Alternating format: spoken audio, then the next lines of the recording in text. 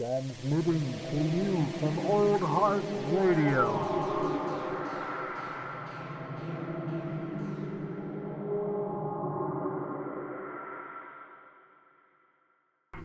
Now it's going. There we go. The technical difficulties have passed. Oof. Let the show begin. The storm has been weathered. Oh boy. Can you guess the number? 25. 25. There We're we a quarter go. century old this It's episode. almost like I checked before I came here. We have to at this point, you know. If anybody else is gonna keep, nobody else is gonna keep track. It's up to us. Have you? Okay. Realistically. We need to give a quick shout out. Simpson Wave playing in the background here. Yes. Shout out to the Simpson Wave. Show the appreciation. Always. Yeah. It's like seriously, look it up on YouTube. on On the YouTube. YouTube. It's Got a the- gigantic playlist. It's the one with over 200 videos. Got some- Not that one with 93. That one with 93 is bullshit. There's a rant that he went on earlier. It's good shit. Like that sort of ambient, down tempo, almost hip hoppy sort of beats going on here. What I like is like if you're like in the middle of a party, you need a visual too. Oh yeah. You just throw this on in the background, Oh, man. You yeah. provide some good fucking music for the room, and Your crazy fucking friends will look at the screen, just be like, "Whoa, man, tripping balls." They're just watching The Simpsons. But like balls like that drink. you Yeah, know? balls and Four Locos. Balls and Four Locos. That'll be like a title of a book of short stories I write someday. Isn't that Six Locos? Balls and Four Locos. Six Locos. 6 locos deep. So I just want to quickly throw it out there. I don't know if you've ever watched any of these movies, but my girlfriend is a fanatic, and we just watched through all of them. What is it? And reading the books. Harry Potter. Oh, absolutely, dude. Dude, fuck. Man. The first couple movies, I was like, it's a bit kiddie. This is sort of what I expected. Well, for sure, yeah. The last few, and like getting past like the first ones, and maybe at like the Goblet of Fire, was like, fuck, this shit's good. I get the fandom. I understand the fandom. Oh now. yeah, for sure. Well, and that's like in the books. That's where it takes off too. So well, actually, I think it kind of takes off in Prisoner of Azkaban. It gets kind of Prisoner of Azkaban gets was kind of gnarly. dope. Like it is. I think maybe at the end of Prisoner of Azkaban, I was like, maybe halfway through Prisoner of Azkaban, I'm like, fuck yeah, I'm sold on this. Yeah, and that's the only one I believe that references fucking time travel, for instance. You know, which is like crazy thing to introduce into the already crazy world of wizarding. Don't they destroy all of the time turners later by accident in one of the books, I think? Probably. That's probably a cop out, so they can't use them ever again. Yeah, well, I guess that's the point. I mean, it's a ridiculously powerful device. On that note, I'll talk about this when we get there, but me and my girlfriend, we're going to go watch The Cursed Child because we're going to go on vacation, which is the sequel Broadway play to Harry Potter. That's right. Yeah, with his kids and everything, which is all about time turners and alternate realities. So it's about time turners and alternate realities. Yeah, I guess the chosen one. Is that? Yeah, something like that. They go back. I guess these angsty kids go back in time and try to save Cedric. Oh shit! And because and they end up like breaking the time stream, and they create this like post-apocalyptic future where Voldemort wins. Bastards! Fuck. That's why. Just let Edward Diggory die. Edward Diggory. As I will say, as the one dude that consistently on those fucking personality quizzes gets Hufflepuff. Yeah.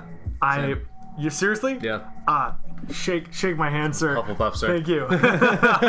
There were 2 of them interesting in the movies, and both of them died. Yeah. It's true, man. It's fucking true. And reading through the books, there's a few other interesting ones, but not really much more. Yeah, they don't really, like, the Hufflepuffs are kind of like, I feel like they're just kind of there to support the Gryffindors. they're used as fodder for, like, the Gryffindors get into trouble. They're like we got our Hufflepuffs back here that'll fuck you up. They're like the red shirts. Basically, they're the bodies that just get thrown at the problem. No. That sucks, man.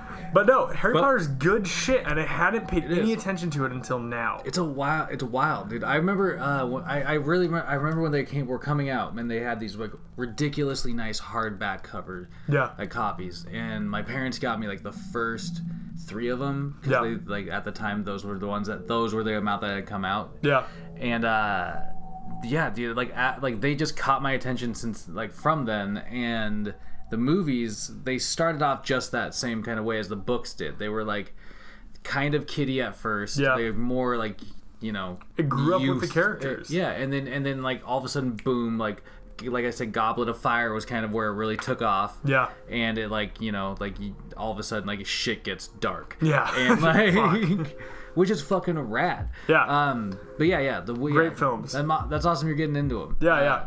I just wanted to throw that out there at the beginning. It's not related to any news or anything. Not really. We're talking about movies here. Dude, fandom. It's quality filmmaking, and it reminded me so much of like the fandom and the passion behind that between a lot of stuff that we talk about. Oh yeah. It's definitely something that like come like another Fantastic Beast movie or something. We'll have to go check it out. For sure. Yeah. Yeah, that's actually like one of the first I'd say the first and maybe the second Harry Potter movies where are things I can hold up and say like these do pay good respect to like the books, to the original like versions of it. So that's fucking rad. Yeah. We'll have to like next time that one of those movies comes out, we'll check it out. Fuck yeah, we'll talk Even though about like Johnny Depp looks fucking creepy.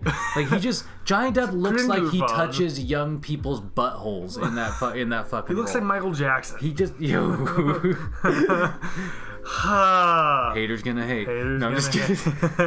Speaking of people to hate on real quick, I pulled out my copy of R. Kelly's Trapped in the Closet.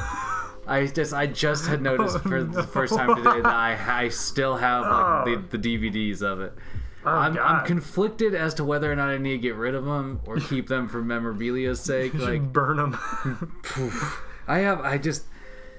R. Kelly's a piece of shit. And like I knew that when I originally got those. That's always been one of the funny things to me is that R. Kelly's a piece of shit. But like, whoever knew that R. Kelly was as big of a piece of shit. Either way, I think I'm gonna keep him for now. Yeah. Maybe I'll burn him. Who knows? Anyway, I just had to throw that out there because I just saw him today and it was just probably burn him. Maybe. If you I don't know. This is in conversation with Jared and Lucas. This is Matinee edition. Let's actually talk about some movies here. So, abrupt break in recording. Shoutouts to leave it in. Shoutouts to Uncaged. She's actually like one of our consistent listeners at Old Heart. So thanks for taking a break. Leave it in. Sponsored by Kit Kat. Hey. Only right side. Ah man, I wish we were sponsored by Kit Kat. But okay, seriously. Batman. Okay, we're talking about the man in the bat suit. Speaking of Robert Pattinson. So one of the rumors I read this week, this is yet unconfirmed, but I just want to knock it out of the way. It'd be super fucking exciting. Rumor is that the bat suit, which is going to be unveiled soon, is going to be black, or it's going to be blue and gray. Oh, classic Batman. Classic. I wonder if they'll have like a big yellow symbol on his chest. That'd be over the fucking top. That'd be over the moon. But I really. So if I were to be like, hey, let's bring back an original design here, or a classic design, some would argue, let's do the black and silver Justice, just without the nipples. Just without the nipple. Sans nips. Sans nips. Man, I mean, like, outside of, like, I would love to see a blue and gray suit just because it's just so iconic in terms of the comic book. But the thing I was thinking immediately after reading that was that it seems so unfeasible unless you're just like diving in completely into that world. Like unless you're just like saying that everything you've read in a comic is probably a go. Yeah, like, fuck it. I mean, for me, having that design, which I love nonetheless, I mean, I wouldn't be surprised. They'll probably darken everything up a bit, make it like a gunmetal and like a really navy blue, almost black. And I wouldn't be surprised if they go for sort of that neon noir aesthetic for the whole thing. That'd make total sense. Like sort of almost like cyberpunky, you know, but where everything's just lit with neon light, the colors really pop. So like it's mostly dark, but what is there, it really comes out in the overall design. Yeah. Well, and that actually brings me to the point about the movie is that Gotham, man, I'm wondering what they're gonna do with Gotham. Like, Gotham is a character in and of itself. It always has been, and it's gonna like, how are they going to bring that character to life in this movie? Yeah. When it's like such an essential character to almost every Batman story. Oh yeah. I mean, like I like the idea of kind of that, like almost like cyberpunky, not like full cyberpunk. Yeah, yeah. Like, I mean, like this, just like this sort of like neon tinted, sort of like Civic Decay type vibe is sort of what I'd like to see. I think it'd be like a real that would be a great way to go because it'd also be able to lead into like if they want to keep making movies in this environment, they can increasingly make it like more futuristic if they need to from there. But I mean, it's hard to start like in a like I don't know, full like Batman the Animated Series kind of Gotham. Yeah, I'm with you. Like very Gotham. I feel like they need to really buy into that this sort of like just like run down, but still like this weird sort of like dimly lit almost vibe with everything. And then it really perpetuates how Gotham is like nearly this failed state. Yeah. Like how there are people trying to make it work, but they're almost all fucking poor, and then there's a handful of rich people. And in between that there's crime bosses. Yeah. So like that's pretty much it. Yeah, and that's kind of the layers to Gotham. Yeah, it's kind of layers to Gotham. They're the people that are trying but keep getting fucked over by people trying to be bad. Which, I mean, like, and to my knowledge, that's sort of what they went for with Joker, if we'd seen it yet. At this point, I was just telling our fucking Avi. I was just telling Avi that it's just like a joke at this point. I know. Joker's become a joke to us at this point because we haven't seen it. I know. I'm probably gonna. I gotta see it. I gotta see it. Like I'm next week, I really want it. Next week, I'm probably gonna go see it. I know. I'm trying to find the time to actually just like do it. Fuck. They're really pushing for the Oscar nods and everything, so it's like we gotta. Yeah. But it's from what I've seen of that, it's like graffiti everywhere. There's just like trash strewn everywhere. But like it looks like there's normal people trying to carve out an existence in that area. That's sort of what I want to see from Gotham. Yeah. And then that is like a super compelling environment to put desperate characters in. Absolutely. Well, it feels like weighty itself, you know, and so it's just like on every character though that is in or interacting with that environment, it's just this extra weight that they portray on them, which is a fucking interesting layer to not only like the heroes of Gotham City, but the fucking villains too. I mean, Batman is always very adamant that like Gotham made him, and like the Waynes that died, they were like Gotham made them. It made them fortunate. It made their money. Yeah. But then you can make the same argument for all the villains. Is that Gotham is it's like portrayed as what happens when everybody goes to like New York or LA and no one fucking makes it. Yeah, like, you know, small town kid goes to fucking New York and then just gets like it's the reality of that, like I'm gonna go to New York and be a star, and really like the 1% of the 1% end up making it, and everyone else is stuck living on a bottom floor apartment that walks out into an alley. So like that's the reality of it. Yeah. It's this weird sort of bleakness while it still retains some of that dream. And you can see where the crime bosses sort of make their name there. It's intriguing to think of. Well, and I'm interested to see if they're going to take what the fuck they're doing, one, with that Black Mask character, and if they're going to end up using that as an interacting character between... Wait, Black Mask? The fucking crime boss. Is he crossing over between Birds of Prey? That's what I'm about to say. Oh, okay. I'm wondering if they're going to make him from the Birds of Prey movie be like an interactive kind of crossover character to branch those two. Interesting. Well, because they're already going for that vibe of like that sort of like decayed neon fucking tinged Gotham with what they've been doing with Harley Quinn. Pretty much. And obviously she's a linchpin in the fucking DC. Who would have thought? Warner Brother universe. So. Yeah. Who knows? But anyway, Batman shit. Casting wise, man, there's like the cast has just gotten stacked. Colin Farrell's set to play Penguin, basically. Matthew McConaughey, I keep hearing about him in rumors to play fucking Two-Face, which would be incredible. Sick. Again, Paul Dano is the Riddler. Zoe Kravitz, Catwoman. Jeffrey Wright is Commissioner Gordon. But Andy motherfucking Serkis, before probably directing Venom 2, is gonna play...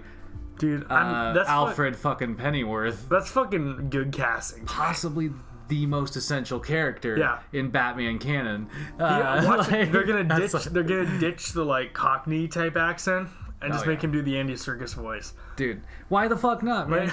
But like, I mean, I just think of Claw from Black Panther. You know. Want to hear my mixtape?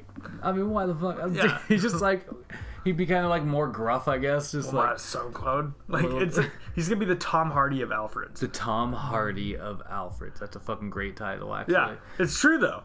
Like, I mean, I can't imagine like a clean cut Andy Serkis. You know, well, that's what I was trying to picture. I was trying to picture him like in like a tux and like with tails. Yeah, like I can't fucking see that. I don't know, man. I can't. It'll be closer to the who was the last dude to play Alfred in the what are we Ben Affleck movies? Oh shit! You know, Jeremy Irons. Yeah, Jeremy Irons. Yeah. He had that sort of a bit more like brooding type deal. He was a bit more. He was a bit more rough and tumble. Let's say. He's fucking sassy too. Yeah. Jeremy Irons' portrayal was kind of interesting. And yeah, I think you're right. Maybe I could see Andy Serkis maybe taking some notes from that. Yeah. Maybe like, opening up that character a little more. But what's really interesting about it is that Alfred has been a pretty much throwaway fucking character in the movies. Disappointingly so. For all of them. And I honestly thought it would hit a point where they would just like make him a Jarvis-esque AI. Yeah. I mean, like, I was wondering about that too. I was like, how are they going to, like, are they just going to, like, bring that, like, into the fold? But and just, like, erase the character, basically, and just make him, like, a voice-acted character. But, I don't know, bringing Andy Serkis into it, it just makes him, like, it makes the character, like, I feel like we're going to see some more shit from Alfred. Yep. Just because, like, why bring Serkis in if you're not going to use him? Yeah, he's a totally capable actor. Maybe he's overqualified for the fucking, for the role based on what maybe Alfred will be a CGI ape.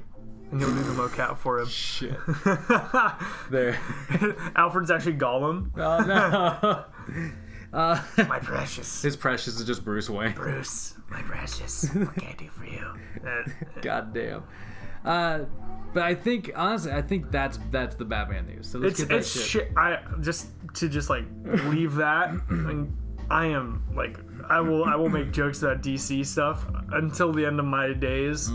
But that is shaping up to look really good. It's shaping up to either be a really big flop because they're gonna waste a ton of money on the casting. Yeah. Or it's gonna be a real fucking winner. I'm hoping they win people over to show up in the theater with the casting, and then actually convince people it's a quality film. Yeah. Once they get there, because like it's gonna be tough to sell a Batman film or even like a Superman film. It's gonna be tough to sell them after the DCEU sort of shit show that it's been. Yeah, the weird up and down ride that it's been. Yeah. It's hard. They've lost so much trust. Yeah, exactly. Like the reason that nobody ended up like ditching Marvel movies was because they were consistently quality films. Yep. Like the fact that they've screwed up on such like essential characters in pop culture. One could make the argument that they are prior to the comic book movie boom, the biggest characters in that entire overall like area, like in comics. No, for sure. If I'd make the argument that it would go Superman, Batman, Spider-Man. Yeah, that's probably it. I'd probably agree with you. Superman's been the top of the list for a real fucking long time. In my opinion. It's insane. Since he debuted and became like the quintessential American superhero, like fuck off Captain America, Superman was always that. Yeah, I mean, yeah, it was. I always thought that was strange. But they fucked it up and they fucked it up 3 times, and enough so that Justice League was theoretically a bomb.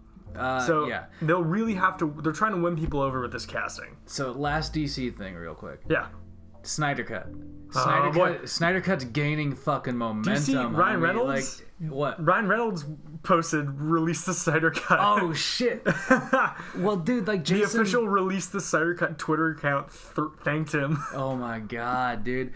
Like I'm telling you, like the heat's fucking there, man. Like Jason Momoa keeps dropping random photos, and every now and then he's like, "Hey, bro, like all these fucking like Snyder Cut things are awesome," and like he just keeps like, and like Zack Snyder's just like casually out there like releasing stills and releasing photos. Didn't happen. Although I will always say, if they greenlit such a shitty movie and released it in the state it was with normal Justice League, the description of the original cut by the execs that are already releasing garbage is that it was near unwatchable. So I don't know what people are getting. Well, and I mean, I don't care if it's unwatchable. Still, if it's unwatchable, great, because that will make it even more entertaining. Just tear apart. Yeah, exactly. Like I agree with that. I think the boldness is just like saying like just like, you know, it's like piss in the wind, man. Just fucking like throw it out there and just like let maybe they should scrap the current continuity if like Birds of Prey is a failure. There you go. There. Like scrap the current continuity. Fucking Shazam was disconnected enough that you could just throw it. You could throw that in the new one. Shazam and the next Wonder Woman and the Wonder Woman movies could stay. It's like a multiverse, man. This one will die off, and like Shazam will survive and go to the other one. They just need to snap it out of existence, and then like Marvel slowly is to them if they don't get their shit together. Oh man, well. It'll be like, I mean, it looks like they are though. That's the thing. Like, I think they finally are like gonna be catching up a little bit. I hope so because DC has iconic characters. So yeah, we'll see what happens. Speaking of, well, where are you going here? I think I was making a hard right turn out of this. I was gonna make a turn out of it too. Oh, okay. We talking about Disney Plus? Right. Oh no, but well, kind of. Sure, yeah. But let's yeah. Oh, I was gonna say let's make a winner chicken dinner Disney Plus. I was saying we're gonna make a hard right turn. I was gonna talk about Marvel, but Disney Plus is Disney Plus and Marvel. It's all there. Yeah. Disney's making a hard left turn to our bank accounts. Oh my god! On a monthly basis. I signed up for that like a fool. Me too. Well, I don't know. Almost instantly. I have yet to know if I'm a fool about it or not. I mean, it's reasonably priced. It is very reasonably priced. It's a lot of entertainment for a lot of things that I personally like will rewatch. I know that. So for me, I ended up getting the Hulu, ESPN, and Disney Plus package. Actually. Cancel my cable. Yeah, I mean, and my cable packages, I have basic cable and just bumped up my Wi-Fi speed. So fuck it. At this point. Well, I got the same package. It's the spit in your face to Netflix. It's the same price as Netflix. It's cheaper than Netflix. $12.99. Oh, yes. The bundle's $12.99. You get fucking but you're getting ESPN, fucking Hulu, everything. Disney Plus. That's more variety than Netflix can give anyone. It's true. And so like I wish I would have looked at those. I want to look at those numbers and see like how much like Disney maybe like took in. I'm intrigued. Initial, opening day on initial release, service, there was so much traffic, it was crashing for people. I saw that it crashed on me for a second. Shit. Let's just throw it out there. What's the first thing you did when you opened up Disney Plus? What did you watch?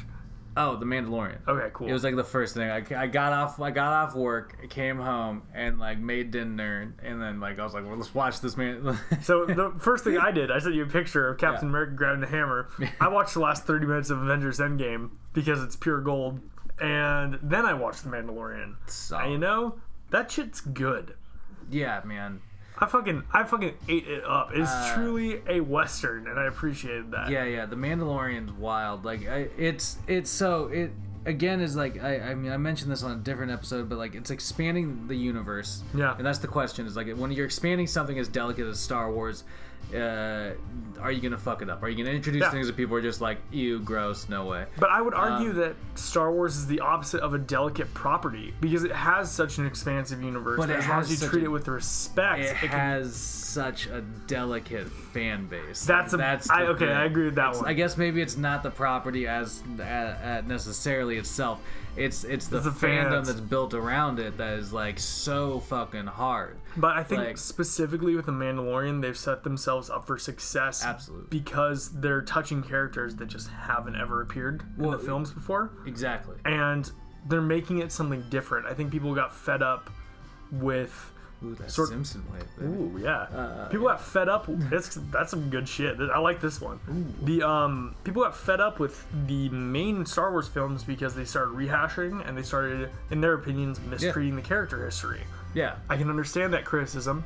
And what should they fucking do? It's why we praise Rogue One all the time. It's because it's different. Well, yeah, that's exactly it. Like, take a hard turn out of those characters that you've been like abusing a little bit, and even the just tonality. Like try and introduce new elements. Yeah, and they change the tone, make it something different. Like I was watching this, and there's the scene of him learning to ride the fucking land shark looking thing. Ridiculous. So it's like it reads exactly like a Western. Yeah. That scene in particular reads exactly like, you know, any scene you've seen in a fucking Western where somebody needs to learn how to ride a horse for the first time. Yeah. Plus, they even have the, I'd say, egregious Native American stereotype in it. There is a little bit of that. Like it was. I was wondering like that. I was just like, the character seemed so like spoken. Yeah. Well, and honestly, it just seemed like he just like that character. I can't even remember his name. I don't think they ever named him. But he just like seemed like way too like eager in this way. Like not like champing at the bit to like do things, but it was like he just showed up and he's like, I'm helping you. Yeah. Like I mean, he eventually. I guess I sort of took it as when he eventually explained himself, he just wanted people like stop fucking around. Yeah. Just like for there to be peace again. But, everybody just wherever, if they went there, they were fighting. I don't know. I think there's something like, I think there's something sinister underneath. Maybe he's the bad guy. No. I will say that dude's. He's a Dark Lord. Oh my God! Why would they villainize the Native Americans? But no, he just seemed, his character seemed like. It seemed like any side character, like in a fucking Western where it's like this is kind of like the silent person that's the riding buddy, who's like may or may not be there for guidance, the guide, mystical or not, the guide through the unknown lands. Some would say. I thought was that Nick? Who the fuck was that though? I have no idea. I don't know. I know Taika Waititi's in this somewhere. Like he's hiding around in all these movies. I know. I thought he was the like fish dude at the beginning for a second, but that definitely wasn't him. That was a wild. The opening scene, the opening cool. Like little scene was just like it was such a good like establishing scene. I watched it with my girlfriend, and I was like, it's sort of gonna be like the Daredevil to Star Wars, you know? Yeah. Like it's a relatively lighthearted universe, but they're gonna be hopefully diving into some more serious topics here. And she was like, and then dude got cut in half. Yeah, that was pretty gnar. Okay, so the other thing, so the opening scene was awesome. Carl Weathers was awesome. Apollo Creed himself. I was really wondering if he was going to bring up making some broth at some point. It's like no. For a second, it was just like it was interesting to see him like just. He's like the bounty. Just randomly. I mean, I knew he was in it, but I haven't seen Carl Weathers in something for a fucking grip. Yeah. I think the most recent thing I saw him in was Creed, and that was a flashback to when he was like in his 20s. So, you know. Yeah, it just threw me for a fucking loop at first. I was like, Carl Weathers, but I mean, do you think he's gonna be playing like a long-term character in this series? Maybe we'll see. Yeah, I'm intrigued. I wouldn't be surprised if he's like based on like him working with Imperials, I don't really know his allegiances, but I wouldn't be surprised if he's like working with the New Republic or something. Well, and that's the other thing. Another thing I wanted to bring up, like where is the Empire and shit? Like you were talking about this before we recorded. Where's the timeline in? So this is after the Return of the Jedi. So the Empire's fallen, and the Republic is rebuilding, and sort of behind the scenes is going on here is that the Republic, in a means to rebuild, they had to go for the most populous like planets. Yeah. So they're in the outer regions, the outer regions of the galaxy. As like the Outer Rim or whatever. Yeah, the Outer Rim. That's it. The Outer Rim, and they're sort of on the planets that have just been like falling to anarchy to some point. Fair. And the Mandalorians too have this like. Have you seen the Clone Wars or anything? The Mandalorians have I seen what? Like the Clone Wars animated show or anything like that? I have not. The Mandalorians, it's like sort of this like almost nomadic night-like type thing going on. Oh yeah, it's pretty cool. They have this. I mean, they're a really intense, just like I don't know if they're like necessarily a race. Yeah. Or they're like a clan. Mandalore's a planet. Mandalore is a planet. Yeah. There's a planet that was like when the first like Mandalorian. Yeah. I can't remember the fucking name of the cat. Like Jango Fett. No. When the first Mandalorian Mandalorians went to that planet to settle it, they there were these giant like creatures, and they referenced them in the fucking show that they used to like ride, and at least they said in this show.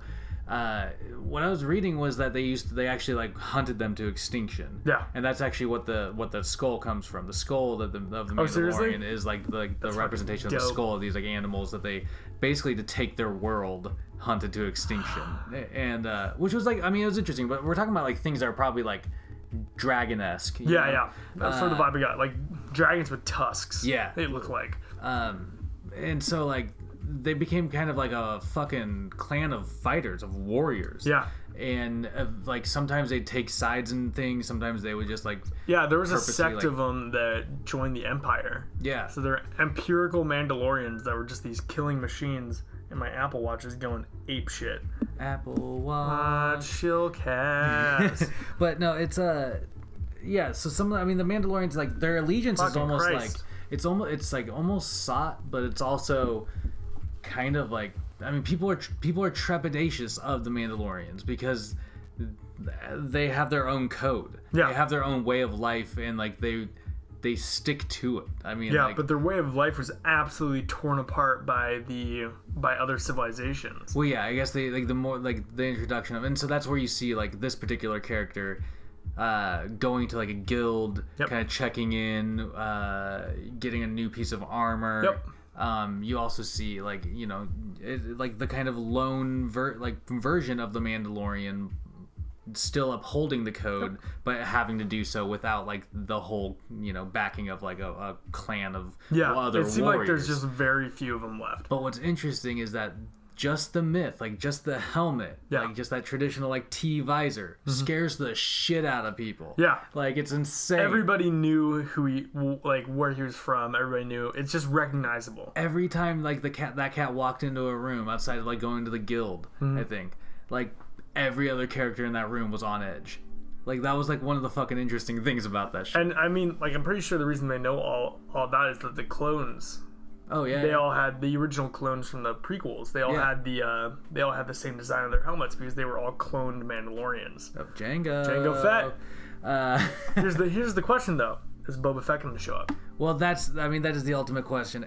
Everybody wants to fucking know if this cat is Boba Fett. I feel like Boba Fett, there's always... So one thing that has happened in each of these Star Wars trilogies is that there's been one character that has had few lines, has barely done shit, but the fandom is just sort of like, oh, this character's fucking dope. Yeah. Captain Phasma was the new one. Yeah. Didn't do shit. Got her ass handed to her each time she showed up. And she's got a fan base. I know, she's got a fan base. She has a fucking comic that I guess is great. Interesting. Yeah. Darth Maul was from the prequels. He had one badass scene, then got cut in half. And if you watch any of the animated shows, you know that he made a resurgence via those and was pretty fucking badass for a while. And I bet he might be coming up in that Kenobi show. I would not be surprised. That'd be fucking dope. That'd be fucking incredible. I know. I'm so excited. And I wouldn't be. And then I mean the other one was Boba Fett. Yeah. Like in reality, the dude had like 4 lines. Boba Fett, he shot somebody once, and then Han Solo, like a dick, just hit him in the backpack, and he fell over. It was one of the most like insulting things because he's introduced, and in Empire Strikes Back, he's like this like introduces this feared fucking bounty hunter. Like this cat is like not to fuck with. He just gets. There's so fucking easy. I mean, like, he's so not to fuck with that in one of the comics that they released, there was like a Darth Maul comic. Not Darth Maul, Darth Vader comic. Yeah. He comes across Boba Fett on, like, hunting Jedi and confronts him, and Boba Fett pulls a lightsaber on Darth Vader, locks lightsabers with Darth Vader, and is able to push him back. And then he just bolted because he knew he was out. Well, yeah. He was outgunned, but still. Like, don't fuck with Darth Vader. He fucked a bit with Darth Vader. He fucked a bit with Darth Vader. And the balls. Yeah, that's the balls. The giant hanging over this man. I mean, like, okay, so there's a couple of indicators, or maybe they're just like nods to Boba Fett, but like his rifle. Yep. His rifle is a direct nod to Boba Fett. Like one of Boba Fett's first introductions is like it's a Mandalorian weapon. I'm pretty sure. But it's like that specific like weird like design to that rifle. Yeah. It's like exactly like Boba Fett like had originally. And so I think that's probably just like a tip of the hat. Because I mean like none of this like. If people hadn't gone apeshit about this character they'd never seen before, we wouldn't have this. Yeah. Current thing. And again, like I mean, like I'm not one of those people that thinks this is Boba Fett. I don't think so either. I just think it's interesting that they've kind of like there is this sort of like mystery about it. Yeah. You know what I mean? Going into it, like one of these episodes are gonna have to like firmly establish that it's not Boba Fett. I mean, in reality, they have Pedro Pascal playing him. Like, if he takes off that helmet, he shares a slight resemblance to the actors. Well, they could pull it off if they shaved the mustache. I suppose. I mean, but also, like, nobody's seen Boba Fett's face in, like, modern... Like, basically, like, the last time you saw Boba Fett in terms of, like, a movie would be... What? Like about 30 years ago. Yeah. I mean, I will prior to getting eaten by the Sarlacc pit. In one of the recent Star Wars novels that does tie into the canon, they talk about how at a scrap shop on Tatooine they find old Mandalorian armor that looked like it had been slightly acid burned, but had been. It's essentially implied that Boba Fett escaped the Sarlacc pit. Oh, he does. Yeah, for sure. Like, there's like he escapes the Sarlacc pit somehow. I can't remember fucking how, but like lots of like basically just like constant fighting in a giant stomach. Yeah, pretty much. Disgusting. But I think it's intriguing what they're going to do with the Empire in this. Yeah, so it looks like the Empire is just fractioned off. Yeah. Like maybe there's little like splinters of militias or people working together. For their own benefit. Did you ever? Yeah, I don't know if you've ever heard of or played this, but Star Wars Battlefront 2, the one that came out a couple of years ago. Not that one. I played the original Battlefront 2. Yeah. So the one that came out recently, the storyline that took place right after the Battle of Endor. Okay. And the entire deal with it was that you were an Imperial stormtrooper on like a special strike team that eventually left the Empire and went and fought with the Resistance when they finally took down the Empire. Because after the Battle of Endor, when they destroyed the Death Star, it wasn't really it. They're like these weird like robots that had like projections of Palpatine's face on them, giving like the orders of what to do in case he died. And it's pretty much like burn down the galaxy. Like go to all the major population centers and just they had essentially these like rays that would cause like crazy weather on these planets and essentially tear them apart. It's fucked up. Yeah, it's called like Operation Cinder or something like that. And then that led to the real final conflict where the Empire collectively fell and sort of broke off. Yeah. Which is the Battle of Jeddah, so where Rey's from. Remember all the Star Destroyers that were in the ground and stuff? That is from a battle that happened there that really put like the last nail in the coffin for the Empire. Yeah, and looks like they're going to be going back to there. Yeah. I'm intrigued in the Rise of Skywalker. I'm intrigued on whether or not they're going to include, or whether or not the Mandalorian takes place before or after that final battle, because that sort of, I feel like after, because it really looks like those stormtroopers have been through some shit. It looks like they're weathered, and looks like it doesn't look like they're associated with really much. You know what I mean? Yeah. Like it does. So I don't think. I feel like it might take place after. Yeah. I don't know. I mean, like that is like the timeline for this is just like one of my biggest questions about this show. I think it's a reasonable question to have, and it's probably something they're gonna have to iron out. They will. The end of the season. I mean, they're already filming season 2. Yeah, that's greenlit. That's crazy. Oh yeah. But the biggest thing, and this is like a spoiler thing, I guess technically. Yeah, spoilers. For the end of the first episode of The Mandalorian. This is only for that. There. So Yoda. Yeah. Yoda, baby Yoda. Baby Yoda, whatever species Yoda was. What was up with that? Well, it was 50 years old. So it was. I mean, Yoda was like 700. I guess we can't call it a baby. It was really adorable. Yeah. It was fucking cute. But was it Yoda? It's not Yoda. Oh, okay. There's a species. I just had to hear somebody else say it. I told you about Yaddle. Yaddle. Can't forget Yaddle. Yaddle. Listener, look up Yaddle. Yaddle, Phantom Menace, I'm pretty sure. Like, obviously there has to be more to Yoda's species than just Yoda and Yaddle. Yeah. But I tried to look this up earlier. There is no actual, like, canon-wise, there is no name for Yoda's species. Weird. They haven't established. They don't have a fucking name all. for Yoda's species, but they have the Mon Calamari. Well, that's what I mean. So they're the fucking fish people. So that should at some point, calling them the Mon Calamari should be a racial slur. So they're gonna have to with Yoda, with whatever race Yoda and Yaddle and this 50-year-old little thing is. Like, they're gonna have to establish something, a name for it. Perhaps what even maybe a fucking planet it's from. Yeah, something. I mean, obviously Yoda wasn't from fucking Dagobah.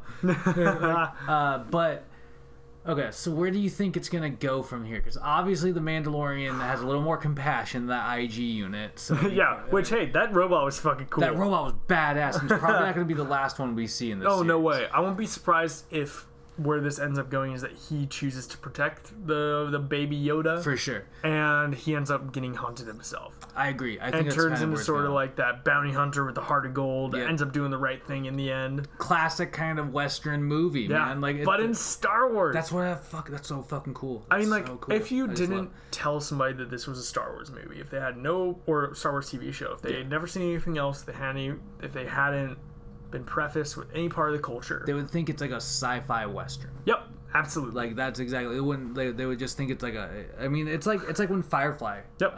Was or Dune. Oh, that's Dune. a joke. I heard they're gonna actually. They're remaking attempt at Dune. Yep, I heard about that. I'm fucking crazy about that. That's gonna be interesting to follow. But okay, yeah, okay. I'm excited to see where this goes. Same here. And as obviously we're both watching it, so we'll be talking about it further. Yep, week by week. But Disney Plus wise, man, like so obviously huge blow to Netflix this week. Oh yeah. Such a huge blow. They partnered with Nickelodeon. Well, I bet they waited for this to happen to announce that partnership. I wouldn't be surprised. That's gonna be. It makes them look strong. Man, look strong. Also, they're renewing The Witcher. Like shit. They're really gonna have to put up a fight. We know Stranger Things 4 is coming. There's probably gonna be another attempt at a Stranger Things spinoff. Oof. They're gonna be doing The Witcher. Yeah. What else do they really have? I mean, like Mindhunter. Mindhunter's cool. Yeah, they got it doesn't have that of random shit. I feel like Netflix is hitting the point where like Stranger Things and hopefully The Witcher are their only big shows that have mass appeal. Well, I mean, with like Stranger Things, with Stranger Things being almost done. Yeah. Like in terms of like their main series and like a spin-off series, I mean, like it'd be cool to see. Like I'd be down with it. But yeah, like, I mean, it'd be really dicey as to how they pull that off because like half the thing about that show is that people love those characters. Yeah, and so they tried it. They tried it with that soft spin-off. They did that episode. It really didn't work well. It was a cool episode. Just cool ideas. It didn't fit into the terms of like that story. Yep. Like I guess. Absolutely, I'm with you. But Netflix wise, like with Stranger Things kind of going out, like they're really hoping The Witcher grabs hold of people. It looks like for previewing audiences it did at least. So, and they're setting themselves up for success with Nickelodeon because I feel like all these big, specifically like Cartoon Network, Nickelodeon, Disney, like Disney's already picked up all their shit. Yep. And moved it off TV. Cable's gonna start slowly dying. Oh yeah. Like I mean Cable's faster. It's already been struggling. All cable is daytime TV for now. Pretty much. I mean, like that's like you watch your local news tops. A lot of people don't even do that shit anymore. But like online. But yeah, exactly. I mean, like everybody's watching shit on Disney Plus. Netflix needs to separate themselves somehow by making this jump for whatever the fuck they're doing with Nickelodeon. I won't be surprised if they push out like fucking all of SpongeBob onto Netflix. Well, you know what they should do is they should release all of Nickelodeon's backlog, dude. They should. Like the shit that I watched when I was a kid, like in the 90s, in the fucking like the early 2000s, like release all the Ren and Stimpy you have. Release all the fucking Angry Beavers you have. Release Real Monster. Release like all those fucking shows, and they'll bring in a nostalgic crowd. Absolutely. Like they'll bring in people seeking that, and then they'll show that to their fucking kids. Exactly. And then those kids will fucking want it again. Which was Courage the Cowardly Dog? Courage the Cowardly Dog was Cartoon Network. Okay, yeah. That show scared the ever-loving fuck out of me. Courage the Cowardly Dog was fucking wild. Some of those early Cartoon Network shows were fucking wild. Watching clips of fucking Ed, Ed and Eddie. Ed, Ed and Eddie's bizarre. Ed, Ed and Eddie, watching clips of that now, I'm like, fuck, I was on acid as a kid. The theory with Ed, Ed and Eddie is that it's like all those kids are dead. I've seen that. And that shit's wild. But that would be like getting that era of cartoons is pure gold. Like, it is, man, and like people that are nostalgic about that shit are just at the right age that they're gonna pay $12.99 a fucking month to get that shit. So, here we are. So I think Netflix is going to put up a battle. I think with Nickelodeon, that's going to be a good partnership for them. It's going to definitely boost both of them, I think. But what about Disney Plus though? What else is on there that you're stoked about? I mean, we have the Marvel stuff coming up next year. Got the concept art for Falcon and the Winter Soldier, and a bunch of other stuff. It looks fucking. So let's talk about the concept art though, real quick. Yeah. The concept art looks fucking incredible. So it's kind of actually like Falcon's suit looks pretty comic accurate, if you ask me. Yeah, and it looks like because they revealed the actual posters, we need to take this with a grain of salt. It's concept art, you know, like it's like we can't expect this to be exactly what we're getting from the show, but in the like little posters that they showed off at D23, it looks relatively like that. Yeah, like they just changed it to the more traditional glasses rather than the like all the way across visor looking thing, which still looks dope. Yeah. I really hope that, like, even though that's concept art, I really hope that that's like maybe something, his outfit at the beginning of the series, and then as he goes, he slowly transitions into that like Captain Falcon, outfit, because that outfit is so fucking dope. In my opinion. And then Bucky's very much like Bucky, just traditional Bucky. He just looks like they cleaned him up. Yeah, they cleaned him up. He looks great. I mean, yeah, but totally like. Oh, he's wearing his little like kid jumpsuit from fucking World War II. It'll be cool to see. Yeah. There's also some stills of like Marvel zombies, or not stills, but like some like little like random what if stuff that they showed. It looks like good. Marvel zombies and whatnot. The Marvels, the What If series, or is it? Wait, I can't remember. Is it a series or is it a movie? Series. It's gonna be a series. Okay, so. The What If series, that's right. It will be interesting for a lot of reasons. One of them is like I feel like they're going to explore storylines that they maybe thought about using for other things. Yeah. So, what's this about? It looks like fucking Captain America. Like Steve Rogers is going to stay little and get a fucking Ironmonger suit. Oh my god, yeah, that's it. I saw the Ironmonger thing. I was wondering if that's going to be. That's the dope. Yeah. But there's gonna be Captain Peggy, Captain Carter, or whatever, Captain Britain. Yeah, that'll be cool. But I was reading this thing earlier today about Chadwick Boseman, right? So Black Panther originally auditioned for Drax. Yeah, as in Guardians of the Galaxy, and now they're gonna be doing T'Challa's Star-Lord. Yeah. I thought that was kind of a funny thing. I was wondering if that was at all influenced by. Like his like audition for an interest in Guardians of the Galaxy. I hope so, because I think that's a cool idea. It's just like I like the purple jumper. Well, yeah, because either way, I can't imagine like why the fuck T'Challa would be a part of. I mean, like I guess maybe he was like zapped up by an accident or something. I don't fucking know. Yeah, who knows? Either way, What If? I'm pretty excited about it just because it looks fun and original. Yeah. What if it's great? What if it's great? Hey. Yeah, I'm stoked about that shit. I'm stoked that the Disney Plus has all the Simpsons on there. Oh yeah, all the Simpsons I could fucking binge watch. Like sadly, it looks like dope. Simpson Wave wrapped up about halfway through the podcast. Simpson Wave's dead. But oh god, I almost pulled the cord out. Oh yeah. I don't know, man. It's like Disney Plus has like a lot of shit on it to still go through. I've heard that there's like things like unedited versions of like the Gargoyles TV show. Interesting. Because for a long time there's been rumors that Gargoyles was kind of like shadow banned by Disney. Like some of their original stuff was like a little too like gory and gritty for like for young adult audiences, and so Disney kind of steered away from it. But then there's like all sorts of like extra shit. I mean, there's all those animated movies. The danger is that there's going to be a pretty stagnant amount of stuff. So like, they have all the Star Wars on there. They have the Marvel stuff on there. But they're going to be adding more Marvel stuff. They have probably just about all the Disney movies. Yep, just about. So what are they going to be putting else? What else are they going to be putting up there? Just probably Marvel stuff on a repeat basis. Marvel, Star Wars, Nat Geo. I mean, like they have enough stuff. I always forget about the Nat Geo. Yeah, and I think the real allure comes from also getting ESPN and all that shit with it. So yeah, I'm excited. Fair. Disney Plus is gonna be good. All right. Well, I said we get We call it there. Call it. It's been another solid episode. Like I said, we're a quarter century old this episode. Hey, we'll get there. Go out there and use your brains for good. Check out Disney Plus. Well, you probably already are. You don't need our plug. Disney, give us your money. 2/3 of you are probably watching something right now. Probably. You shouldn't be listening to this. You should be watching The Mandalorian. Well, actually, you watch should be Lady and the Tramp. Yeah, oh my god. I saw that. Hard passed. Either way. Also, make sure to drink your water. Hey, aqua cola. Is that it? You know? Good night. Good night.